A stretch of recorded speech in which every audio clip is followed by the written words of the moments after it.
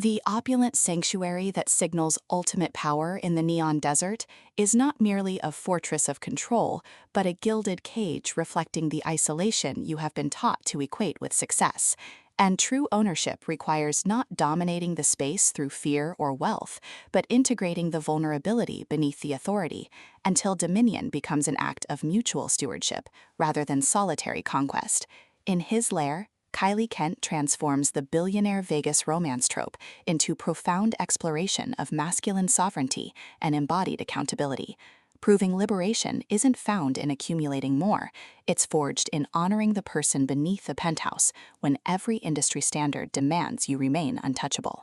From velvet and champagne narration, listeners enter worlds where luxury is syntax and presence is the only unbreakable currency. Perfect for fans of emotionally intelligent billionaire romance, where male complexity defies genre expectations. When casino mogul Kalen Vance retreats to his private suite after a hostile takeover attempt, he expects strategic isolation, not to discover the silence mirrors the exact suppression he's endured beneath decades of performative dominance. And event coordinator Alara Thorne's quiet refusal to treat him as icon creates space for connection, defying employer-employee hierarchy. Navigating high-stakes deals and buried attractions, Kalen realizes this refuge isn't about escape, but recalibration, with Kent avoiding reducing Kalen to ruthless tycoon or Alara to ambitious climber, instead crafting radical reciprocity within constraint, where trust is earned through honoring boundaries even as power blurs them. And audiobook narration amplifies this alchemy by capturing Kalen's disciplined composure fracturing into clarity and Alara's guarded intensity revealing warmth beneath vigilance, making listeners feel seismic shifts of souls learning some empires can only be built when you stop letting net worth define their validity.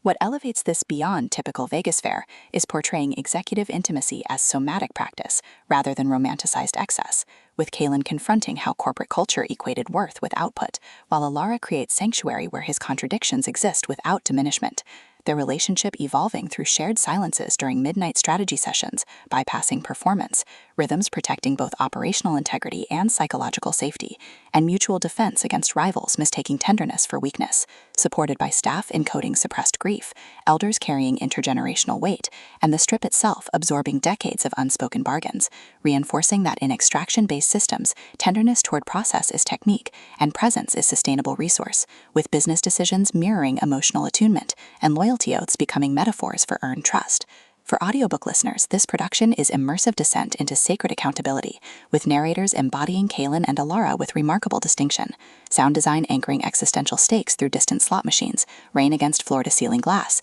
and hushed breath syncing with moments of clarity, pacing mirroring executive cadence from deliberate reflection to surging awakenings, ultimately redefining billionaire romance by centering male emotional labor within corporate frameworks, and affirming that sometimes the most powerful act is choosing to be real, honoring whole self even in landscapes shaped by illusion.